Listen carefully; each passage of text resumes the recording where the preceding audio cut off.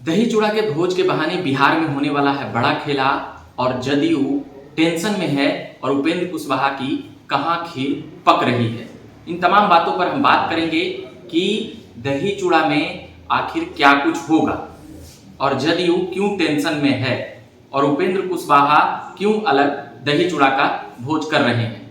आप देख रहे हैं सिटी पोस्ट, यूट्यूब चैनल पे देख रहे होंगे तो सब्सक्राइब कीजिएगा, फेसबुक पर देख रहे होंगे तो फॉलो कीजिएगा, वेबसाइट पर भी खबरें हैं वहां पर भी जाकर देख सकते हैं। अब मैं बात करूंगा कि जो लगातार दही चूड़ा का जो भोज होता है उसमें जो कई नेता अलग अलग पार्टी के लोग आते हैं मिलने के लिए, उसके बाद जो सियासी समीकरण बनती है वह इस प्रकार से बनती है कि कौन नेता किस पार्टी में है और कौन नेताओं में मनमुटाव है, किसी पार्टी से क्या कुछ वहां पर नाराजगी है। हम देखते हैं कि दही चूड़ा के भोज के कुछ ही सप्ताह के बाद वह नेता किसी और रहते हैं और वह नेता किसी और यानी कि छलांग लगा चुके होते हैं। तो बात करते हैं कि दो दही चूड़ा का भोज महागठबंधन की तरफ से क्यों हो रहा है। इस पर खूब सियासी बवाल अपना मचा हुआ है।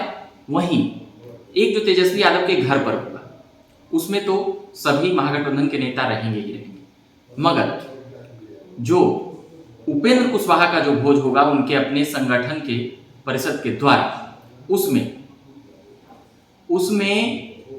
कौन कौन नेता आएंगे नहीं आएंगे यह भी एक सवाल है, मगर बीजेपी के बड़े नेता उसमें शामिल हो सकते हैं, यह भी बातें हैं। तो क्या उपेंद्र कुशवाहा का बीजेपी से क्या कुछ वहां पर कनेक्शन बनता हुआ नजर आता है।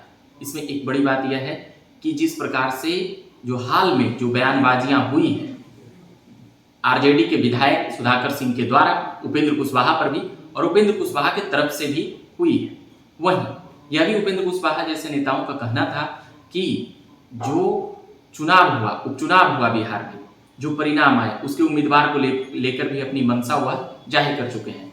यानी कि उनका कहना था कि शीर्ष नेता तो मिल गए हैं, मगर जो कार्यकर्ता हैं, जो और भी नेता हैं, क्या उनका दिल मिला है, इस पर भी एक बड़ा प्रश्न है।